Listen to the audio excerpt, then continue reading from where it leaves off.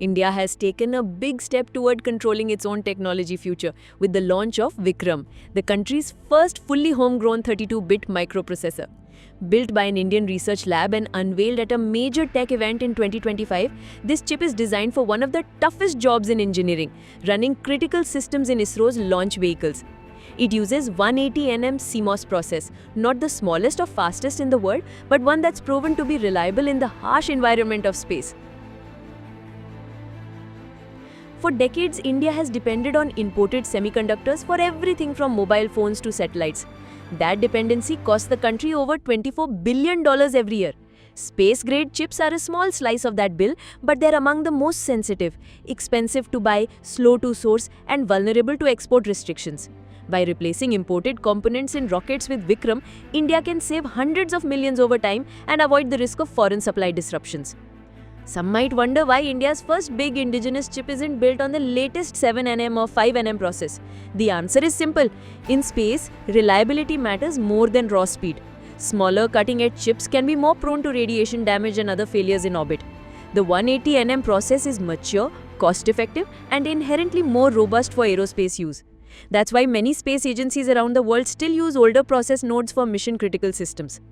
Vikram's design also makes it easier to integrate into existing systems. It's being developed to work with the C programming language, which is widely used in aerospace engineering. This means ISRO engineers can adapt it for current and future missions, from PSLV launches to satellites, without having to overhaul their software from scratch. Over time, this could help standardize India's space-grade computing hardware, cutting costs and simplifying maintenance.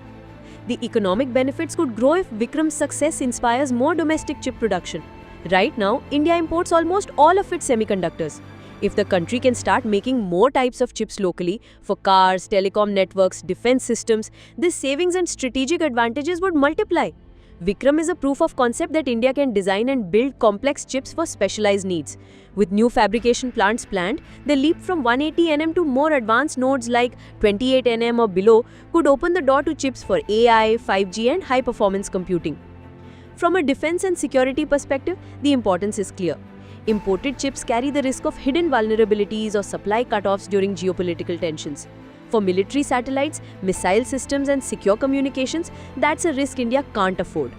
Vikram shows that the country can meet its own needs in at least one critical semiconductor niche, and that capability can be expanded. There's also a direct cost advantage for space missions. Launch vehicles are expensive, with each mission costing tens of millions of dollars. Imported chips add to that cost and can cause delays if shipments are held up. By using Vikram, ISRO could cut component costs by 20 to 30% in relevant systems, freeing up resources for more frequent launches or more ambitious payloads. That could speed up India's space exploration program and make it more competitive in the global commercial launch market.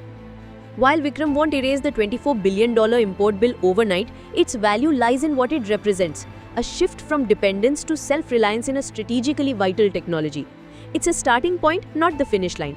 Each success like this builds the skills, infrastructure and confidence needed to take on more complex challenges.